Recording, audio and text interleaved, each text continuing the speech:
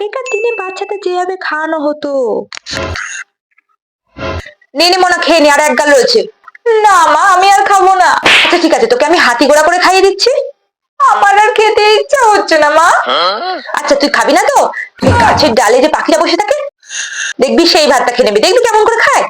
আয় তো পাখি, আয় খেয়ে নে তো ভাতটা। খেয়ে নিল ভাতটা। উফ, তোকে খাওয়ানো যে কি ঝক্কি।